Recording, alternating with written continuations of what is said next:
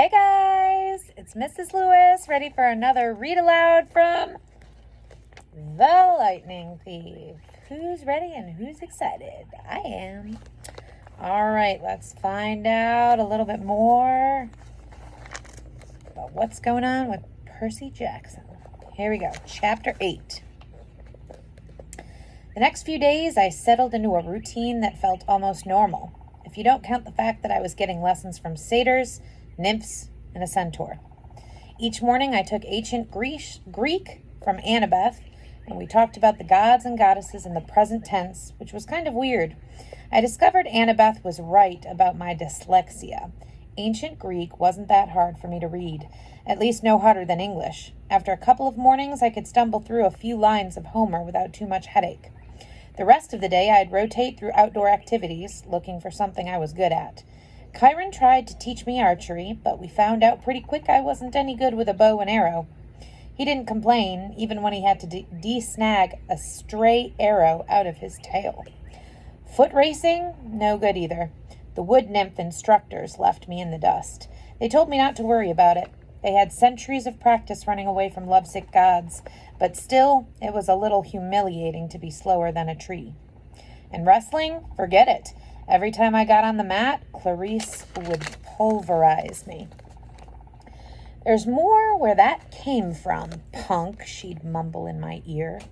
The only thing I really excelled at was canoeing, and that wasn't the kind of heroic skill people expected to see from the kid who had beaten the Minotaur.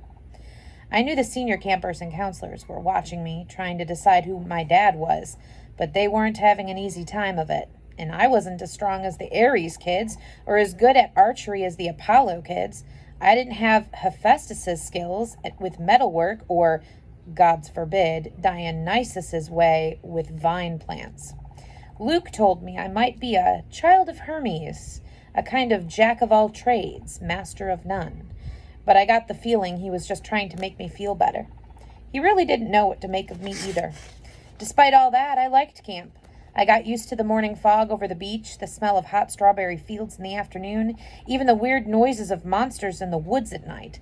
I would eat dinner with Cabin 11, scrape part of my meal into the fire, and try to feel some connection to my real dad. Nothing came. Just that warm feeling I'd always had, like the memory of his smile. I tried not to think too much about my mom, but I kept wondering if gods and monsters were real, if all this magical stuff was possible.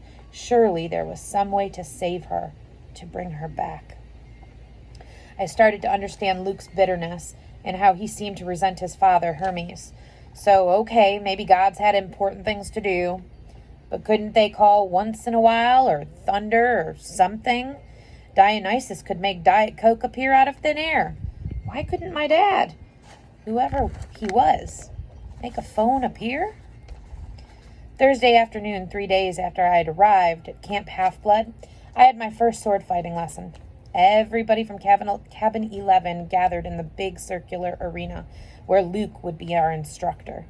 We started with basic stabbing and slashing, using some straw-stuffed dummies in Greek armor. I guess I did okay. At least I understood what I was supposed to do, and my reflexes are good. The problem was I couldn't find a blade that felt right in my hands. Either they were too heavy or too light or too long. Luke tried his best to fix me up, but he agreed that none of the practice blades seemed to work for me. We moved on to dueling in pairs. Luke announced he would be my partner since this was my first time. "Good luck," one of the campers told me. "Luke's the best swordsman in the last 300 years. "Maybe he'll go easy on me," I said. The camper snorted. Luke showed me thrusts and parries and shield blocks the hard way. With every swipe, I got a little more battered and bruised. Keep your guard up, Percy," he'd say, then whap me in the ribs with the flat of his blade. "No, not that far up. Whap, lunge, whap, now back, whap." By the time he called a break, I was soaked in sweat. By the way, guys, just a quick little note here. As I just read the last couple of lines, and I'm going to read them again, I wonder if you could tell me what kind of device is being used here. and we reviewed it with figurative language. So it's a type of figurative language. "Keep your guard up, Percy," he'd say, then whap me in the ribs with the flat of his blade. "No, not that far up. Whap! Lunge! Whap! Now back. Whap!" Definitely comment if you know what device was used, because that would be really cool. By the time he called a break, I was soaked in sweat. Everybody swarmed the drinks cooler. Luke poured ice water on his head, which looked like such a good idea, and I did the same. Instantly, I felt better. Strength surged back into my arms. The sword didn't feel so awkward. "Okay, everybody circle up," Luke ordered. "If Percy doesn't mind, I want to give you a little demo." Great, I thought. Let's all watch Percy get pounded. The Hermes guys gathered around.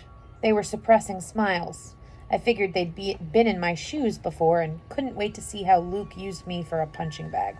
He told everybody he was going to demonstrate a disarming technique, how to twist the enemy's blade with the flat of your own sword so that he had no choice but to drop his weapon. "This is difficult," he stressed. I've had it used against me. No laughing at Percy now. Most swordsmen have to work years to master this technique. He demonstrated the move on me in slow motion. Sure enough, the sword clattered out of my hand. "Now, in real time," he said, after I'd retrieved my weapon. "We keep sparring until one of us pulls it off. Ready, Percy?" I nodded, and Luke came after me. Somehow, I kept him from getting a shot at the hilt of my sword. My senses opened up. I saw his attacks coming. I countered. I stepped forward and tried a thrust of my own. Luke deflected it easily, but I saw a change in his face. His eyes narrowed, and he started to press me with more force. The sword grew heavy in my hand. The balance wasn't right. I knew it was only a matter of seconds before Luke took me down, so I figured, what the heck? My blade hit the base of Luke's, and I twisted, putting my whole weight into a downward thrust. Clang! Luke's sword rattled against the stones. The tip of my blade was an inch from his undefended chest. The other campers were silent. I lowered my sword. Sorry? For a moment, Luke was too stunned to speak. Sorry? His scarred face broke into a grin. By the gods, Percy, why are you sorry? Show me that again! I didn't want to. The short burst of manic energy had completely abandoned me. But Luke insisted. This time, there was no contest. The moment our swords connected, Luke hit my hilt and sent my weapon skidding across the floor. After a long pause, somebody in the audience said, "Beginner's luck?" Luke wiped the sweat off his brow. He appraised me with an entirely new interest. Maybe, he said. But I wonder what Percy could do with a balanced sword. Friday afternoon, I was sitting with Grover at the lake, resting from a near-death experience on the climbing wall. Grover had scampered to the top like a mountain goat, but the lava had almost gotten me. My shirt had smoking holes in it. The hairs had been singed off my forearms. We sat on the pier watching the naiads do underwater basket weaving until I got up the nerve to ask Grover how his conversation had gone with Mr. D. His face turned a sickly shade of yellow. Fine, he said. Just great. So, your career's still on track? He glanced at me nervously. Chiron told you I wanted a searcher's license? Well, no. I had no idea what a searcher's license was, but it didn't seem like the right time to ask. He just said you had big plans, and that you needed credit for completing a keeper's assignment. So did you get it? Grover looked down at the naiads. Mr. D suspended judgment. He said I hadn't failed or succeeded with you yet, so our fates were still tied together. If you got a quest and I went along to protect you, and we both came back alive, then maybe he'd consider the job complete. My spirits lifted. Well, that's not so bad, right? Blah! He might as well have transferred me to the stable cleaning duty. The chances of you getting a quest? And even if you did, why would you want me along? Of course I'd want you along. Grover stared glumly into the water. Basket weaving. Must be nice to have such a useful skill. I tried to reassure him that he had lots of talents, but that just made him look more miserable. We talked about canoeing and swordplay for a while, then debated the pros and cons of the different gods. Finally, I asked him about the 4 empty cabins. Number 8, the silver one, belongs to Artemis, he said. She vowed to be a maiden forever, so of course, no kids. The cabin is, honorary. If she didn't have one, she'd be mad. Yeah, okay. But the other 3, the ones at the end, are those the big 3? Grover tensed. We were getting close to a touchy subject. No. One of them, number 2, is Hera's, he said. That's another honorary thing. She's the goddess of marriage, so of course she wouldn't go around having affairs with mortals. That's her husband's job. When we say the big 3, we mean the 3 powerful brothers, the sons of Kronos. Zeus, Poseidon, Hades. Right? You know, after the great battle with the Titans, they took over the world from their dad and drew lots to decide who got what. Zeus got the sky, I remembered. Poseidon, the sea. Hades, the underworld. Uh-huh. But Hades doesn't have a cabin here. No, he doesn't have a throne on Olympus either. He sort of does his own thing down in the underworld. If he did have a cabin here, Grover shuddered. Well, it wouldn't be pleasant. Let's leave it at that. But Zeus and Poseidon, they both had like a bazillion kids in the myths. Why are their cabins empty? Grover shifted his hooves uncomfortably. About 60 years ago, after World War II, the big 3 agreed they wouldn't sire any more heroes. Their children were just too powerful. They were affecting the course of human events too much, causing too much carnage. World War II, that was basically a fight between the sons of Zeus and Poseidon on one side and the sons of Hades on the other. The winning side, Zeus and Poseidon, made Hades swear an oath with them. No more affairs with mortal women. They all swore on the river Styx. Thunder boomed. I said, that's the most serious oath you can make. Grover nodded. And the brothers kept their And the brothers kept their word? No kids? Grover's face darkened. 17 years ago, Zeus fell off the wagon. There was this TV starlet with a big, fluffy 80s hairdo. He just couldn't help himself. When their child was born, a little girl named Thalia, well, the river Styx is serious about promises. Zeus himself got off easy because he's immortal, but he brought a terrible fate on his daughter. But that isn't fair. It wasn't the little girl's fault. Grover hesitated. Percy? Children of the big 3 have powers greater than other half-bloods. They have a strong aura, a scent that attracts monsters. When Hades found out about the girl, he wasn't too happy about Zeus breaking his oath. Hades let the worst monsters out of Tartarus to torment Thalia.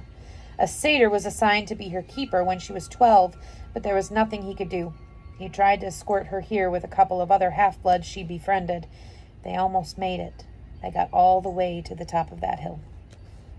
He pointed across the valley to the pine tree where I'd fought the Minotaur. All 3 kindly ones were there along with them, along with the horde of hellbounds. They were about to be overrun when Thalia told her satyr to take the other 2 half-bloods to safety while she held off the monsters. She was wounded and tired, and she didn't want to live like a hunted animal. The satyr didn't want her to leave her, but he couldn't change her mind, and he had to protect the others. So Thalia made her final stand alone at the top of that hill. And as she died, Zeus took pity on her. He turned her into that pine tree. Her spirit still helps protect the borders of the valley. That's why the hill is called Half-Blood Hill. I stared at that pine tree in the distance.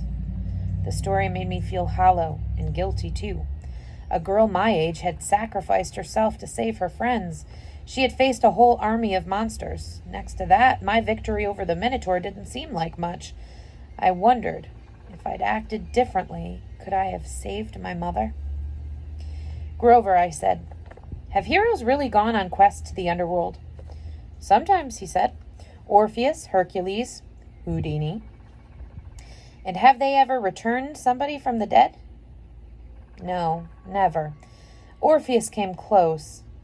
Percy, you're not seriously thinking... No, I lied. I was just wondering. So, a satyr is always assigned to guard a demigod? Grover studied me warily. I hadn't persuaded him that I'd really dropped the underworld idea. Not always. We go undercover to a lot of schools. We try to sniff out the half-bloods who have the makings of great heroes. If we find one with a very strong aura, like a child of the big three, we alert Chiron. He tries to keep an eye on them since they could cause really huge problems. And you found me. Chiron said you thought I might be something special. Grover looked at as if I'd just let him into a trap. I didn't. Oh, listen, don't think like that. If you were, you'd never ever be allowed a quest, and I'd never get my license. You're probably a child of Hermes, or maybe even one of the minor gods, like Nemesis, the god of revenge. Don't worry, okay? I got the idea he was reassuring himself more than me. That night after dinner, there was a lot more excitement than usual. At last, it was time to capture the flag. When the plates were cleared away, the conch horn sounded, and we all stood at our tables. Campers yelled and cheered as Annabeth and two of her siblings ran into the pavilion carrying a silk banner. It was about 10 feet long, glistening gray, with a painting of a barn owl above an olive tree. From the opposite side of the pavilion, Clarice and her buddies ran in with another banner, of identical size, but gaudy red, painted with a bloody spear and a boar's head. I turned to Luke and yelled over the noise, "Those are the flags?" "Yeah." "Ares and Athena always lead the teams?" "Not always," he said, "but often. So if another cabin captures one, what do you... repaint the flag?" He grinned. "You'll see. First, we have to get one." "Whose side are we on?" He gave me a sly look as if he knew something I didn't. The scar on his face made him look almost evil in the torchlight. "We've made a temporary alliance with Athena. Tonight, we get the flag from Ares, and you are going to help." The teams were announced. Athena had made an alliance with Apollo and Hermes, the two biggest cabins. Apparently, privileges had been traded, shower times, chore schedules, the best slots for activities in order to win support. Ares had allied themselves with everybody else, Dionysus, Demeter, Aphrodite, and Hephaestus. From what I'd seen, Dionysus's kids were actually good athletes, but there were only two of them. Demeter's kids had the edge with nature skills and outdoor stuff, but they weren't very aggressive. Aphrodite's sons and daughters, I wasn't too worried about. They mostly sat out every activity and checked their reflections in the lake and did their hair and gossiped. Hephaestus's kids weren't pretty. And there were only 4 of them. But they were big and burly from working in the metal shop all day. They might be a problem. That, of course, left Ares' cabin. A dozen of the biggest, ugliest, meanest kids on Long Island, or anywhere else on the planet. Chiron hammered his hoof on the marble. "Heroes," he announced. "You know the rules. The creek is the boundary line. The entire forest is fair game. All magic items are allowed. The banner must be prominently displayed and have no more than 2 guards. Prisoners may be disarmed, but may not be bound or gagged. No killing or maiming is allowed. I will serve as referee and battlefield medic. Arm yourselves." He spread his hands, and the tables were suddenly covered with equipment. Helmets, bronze swords, spears, oxhide shields coated in metal. "Whoa," I said. "We're really supposed to use these?" Luke looked at me as if I were crazy. "Unless you want to get skewered by your friends in cabin 5. Here." Chiron thought these would fit. "You'll be on border patrol." My shield was the size of an NBA backboard. with a big catechus in the middle. It weighed about 1,000,000 pounds. I could have snowboarded on it fine, but I hoped nobody seriously expected me to run fast. My helmet, like all the helmets on Athena's side, had a blue horsehair plume on top. Ares and their allies had red plumes. Annabeth yelled, "Blue team, forward!" We cheered and shook swords, and shook our swords. Not shook swords. We shook our swords, and followed her down the path to the south woods. The red team yelled taunts at us as they headed off toward the north. I managed to catch up with Annabeth without tripping over my equipment. "Hey," she kept marching. "So, what's the plan?" I asked. "Got any magic items you can loan me?" Her hand drifted toward her pocket as if she were afraid I'd stolen something. "Just watch Clarice's spear," she said. "You don't want that thing touching you. Otherwise, don't worry. We'll take the banner from Ares. Has Luke given you your job?" "Border Patrol," whatever that means. "It's easy. Stand by the creek. Keep the Reds away. Leave the rest to me. Athena always has a plan." She pushed ahead, leaving me in the dust. "Okay," I mumbled. "Glad you wanted me on your team." It was a warm, sticky night. The woods were dark with fireflies popping in and out of view. Annabeth stationed me next to a little creek that gurgled over some rocks. Then she and the rest of the team scattered into the trees. Standing there alone with my big blue feathered helmet and my huge shield, I felt like an idiot. The bronze sword, like all the swords I'd tried so far, seemed balanced wrong. The leather grip pulled on my hand like a bowling ball. There was no way anybody could actually attack me, would they? I mean, Olympus had to have liability issues, right? Far away, the conch horn blew. I heard whoops and yells in the woods, the clanking of metal, kids fighting. A blue-plumed ally from Apollo raced past me like a deer, leaped through the creek, and disappeared into enemy territory. Great, I thought. I'll miss all the fun, as usual. Then I heard a sound that sent a chill up my spine, a low canine growl, somewhere close by. I raised my shield instinctively. I had the feeling something was stalking me. Then the growling stopped. I felt the present retreating. On the other side of the creek, the underbrush exploded. 5 Ares warriors came yelling and screaming out of the dark. "Cream the punk!" Clarice screamed. Her ugly pig eyes glared through the slits of her helmet. She brandished a 5-foot-long spear, its barbed metal tip flickering with red light.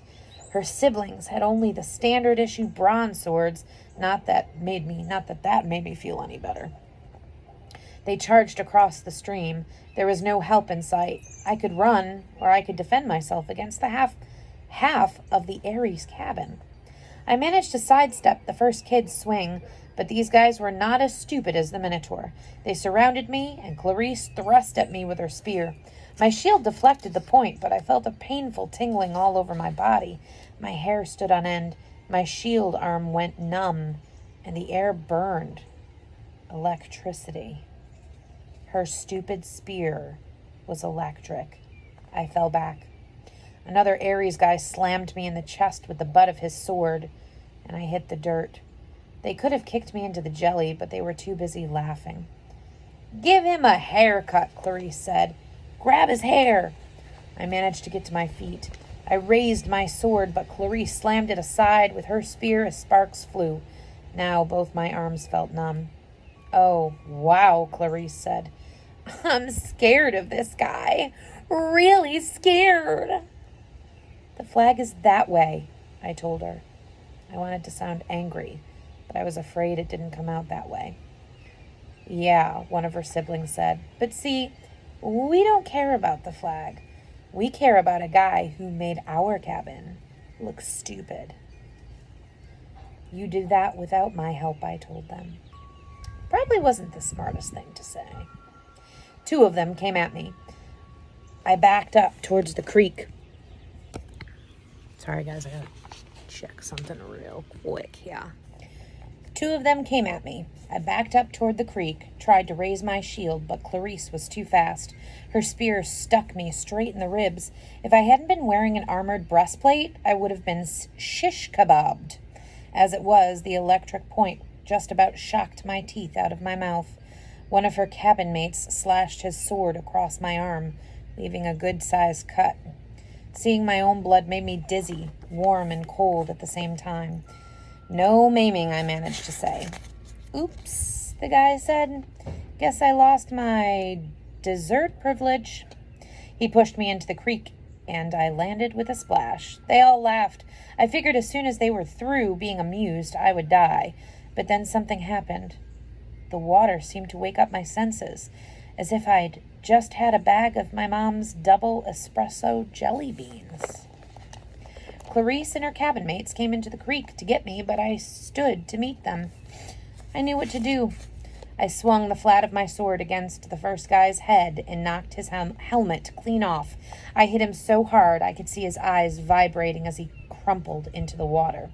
Ugly number 2 and ugly number 3 came at me. I slammed one in the face with my shield, and I used my sword to shear off the other guy's horsehair plume. Both of them backed up quick.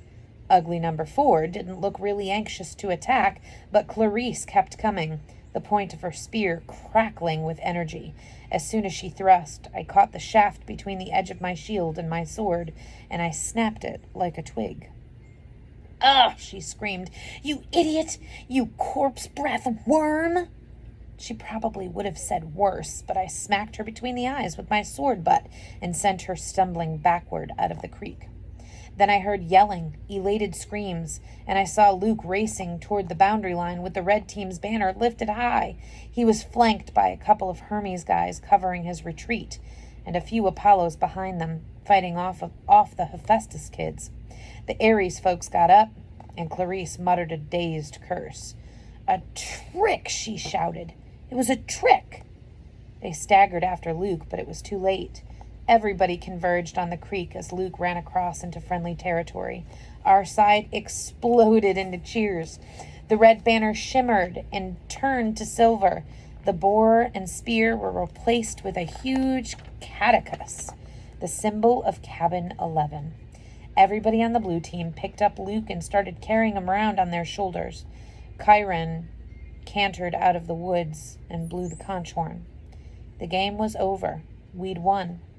I was about to join the celebration when Annabeth's voice, right next to me in the creek, said, "Not bad, hero." I looked, but she wasn't there. "Where the heck did you learn to fight like that?" she asked. The air shimmered, and she materialized, holding a Yankees baseball cap as if she'd just taken it off her head. I felt myself getting angry. I wasn't even fazed by the fact that she'd just been invisible. "You set me up," I said. "You put me here because you knew Clarice would come after me, while you sent Luke around the flank. You had it all figured out." Annabeth shrugged. "I told you. Athena always has a plan. A plan to get me pulverized. I came as fast as I could. I was about to jump in, but..." She shrugged. "You didn't need any help." Then she noticed my wounded arm. "How did you do that?" "Sword cut," I said. "What do you think?" No, it was a sword cut. Look at it. The blood was gone. Where the huge cut had been, there was a long white scratch, and even that was fading. As I watched, it turned into a smaller scar and disappeared. I don't get it," I said. Annabeth was thinking hard. I could almost see the gears turning. She looked down at my feet, then at Clarice's broken spear, and said, "Step out of the water, Percy." "What?" "Just do it." I came out of the creek and immediately felt bone tired. My arms started to go numb again. My adrenaline rush left me. I almost fell over, but Annabeth steadied me. "Oh, sticks," she cursed. "This is not good. I assumed it would be Zeus." Before I could ask what she meant, I heard that canine growl again, but much closer than before. A howl ripped through the forest. The campers' cheering died instantly. Chiron shouted something in ancient Greek, which I would realize only later I had understood perfectly. "Stand ready! My bow!" Annabeth drew her sword. There on the rocks just above us was a black hound the size of a rhino, with lava-red eyes and fangs like daggers. It was looking straight at me. Nobody moved except Annabeth, who yelled, "Percy, run!" She tried to step in front of me, but the hound was too fast. It leaped over her, an enormous shadow with teeth, and just as it had hit me, as I stumbled backward and felt its razor-sharp claws ripping through my armor, there was a cascade of thwacking sounds, like 40 pieces of paper being ripped one after another. From the hound's neck sprouted a cluster of arrows.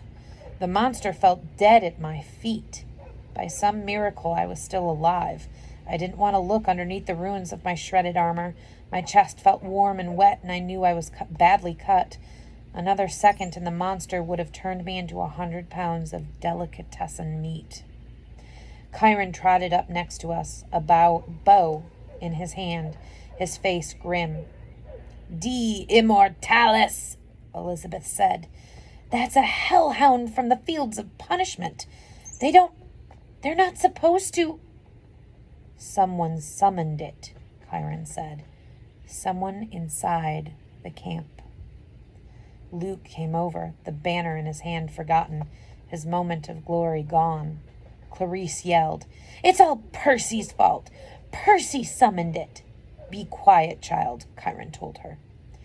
We watched the body of the hellhound melt into the shadow, soaking into the ground until it disappeared. "You're wounded," Annabeth told me.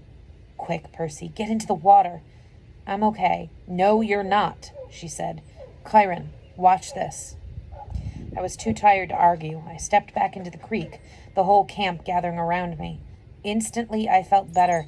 I could feel the cuts on my chest closing up. Some of the campers gasped. "Look, I don't know why," I said, trying to apologize. "I'm sorry." But they weren't watching my wounds heal. They were staring at something above my head. "Percy," Annabeth said, pointing. By the time I looked up, the sign was already fading, but I could still make out the hologram of green light spinning and gleaming. A 3-tipped spear. A trident. "Your father," Annabeth murmured. "This is really not good."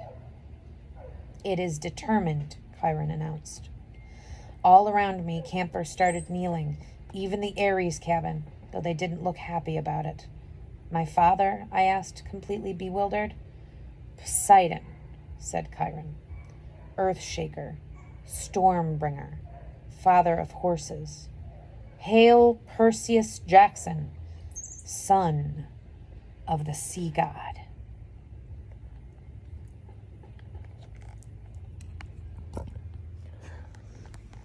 Bam! Ba-bam! And that, my friends, is chapter 8.